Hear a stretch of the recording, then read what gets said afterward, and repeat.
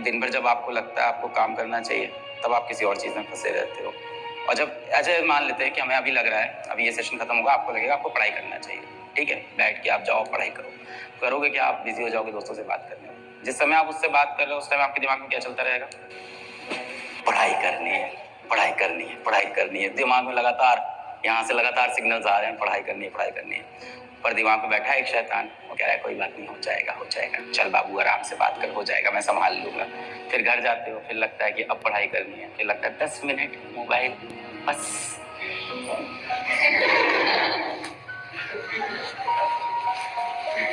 और फिर दिमाग से लगातार सिग्नल आ रहा है कि अभी भी समय बाकी है, अभी भी पढ़ ले, अभी भी पढ़ ले। ये लगातार चलता रहता है। अपने दिमाग पे आप कंट्रोल कैसे करो? तो सबसे पहले तो आप ये समझो कि ये जो एक्सटर्नल वर्ल्ड है ये आपके दिमाग को अफेक्ट क्यों कर पा रहा है? क्योंकि आपका दिमाग कहीं ना कहीं खोखला हो गया। आपके अंदर अपने लिए, अपने एम के लिए, अपनी जिंदगी के लिए, अपने माँ बाप के लिए, अपने गोल के लिए सीरियसनेस खत्म हो चुकी है। इसीलिए एक्सटर्नल वर्ल्ड आपको अफेक्ट कर पाता है। आपकी जिंदगी में समय कैसे है?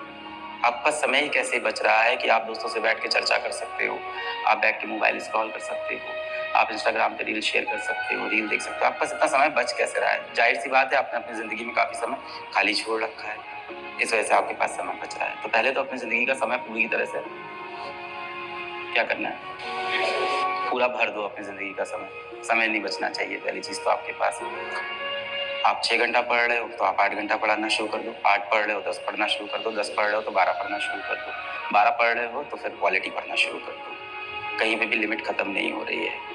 आप आए हो यहाँ पे किस लिए? एक कॉम्पिटिटिव एग्जाम को क्लियर करने के लिए यहाँ पे आए हो, या इस समय आपके जीवन में क्या लक्ष्य क्या है?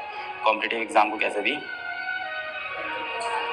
क्लियर करना है, यही चल रहा है ना इस समय लक्ष्य आपका।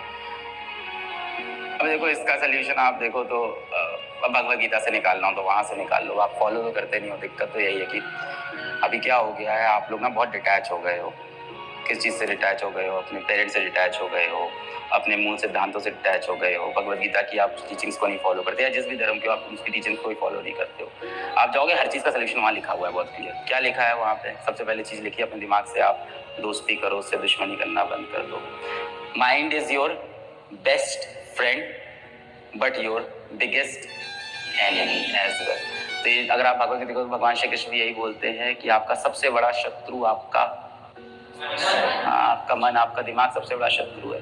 वो बोलते हैं कि अपने पास्ट पे रिग्रेट मत करो, अपने फ्यूचर की टेंशन मत लो। जीवन किसमें जियो?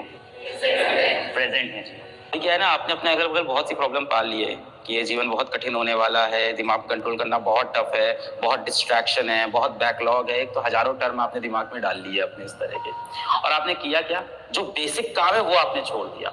क्या आप रात में रोज 11 बजे 12 बजे सो जाते हो? क्या आप रोज सुबह 7-8 बजे उठ जाते हो? क्या रोज आप 7 घंटे की अच्छी नींद लेते हो? क्या नींद लेते हो तो आपके कमरे की लाइट बंद रहती है? क्या आपके कमरे में कोई शोर नहीं होता है? जब आप सुबह उठते हो क्या उसके बाद आप व्यायाम करते हो? या दिन में आप कम से कम 30 मिनट का कोई ना कोई फिजिकल एक्टिविटी आप करते हो? बीजीएमआई खेलने को फिजिकल एक्टिविटी में काउंट नहीं किया जाएगा। फिजिकल एक्टिविटी मीन्स कि आप साइकिलिंग कर रहे हो, जॉगिंग कर रहे हो, या कोई स्पोर्ट्स खेल रहे हो, आउटडोर स्पोर्ट्स खेल रहे हो। क्या? जिम? हाँ, जिम भी चलेगा, ठीक है। हफ्ते में 3-4 दिन आप वो कर रहे हो कि नहीं? हाँ, वर्कआउट, या दैट्स द पॉइंट, वर्कआउट, या सो व्यायाम, सो वो कर रहे हो कि नहीं कर रहे हो? ये सारी चीजें सब लास्ट में जाके अकाउंट करती है कि आप फिजिकली फिट हो कि नहीं हो और मेंटली फिट हो कि नहीं। ये सारी चीजें जब आपकी लाइन हो जाएगी, ये आप करोगे नहीं, मुझे पता है। ये सेशन सुनने के बाद आप फिर इंटरनेट पे जाके यही ढूंढोगे, how to control your mind, है ना? फिर वो बताएंगे। अगर आपने देखा हो दोस्तों, एल्बर्ट आइंस्टाइन ने अपने दिमाग पे कंट्रोल कैसे किया था, जानिए ये 3 तरीके।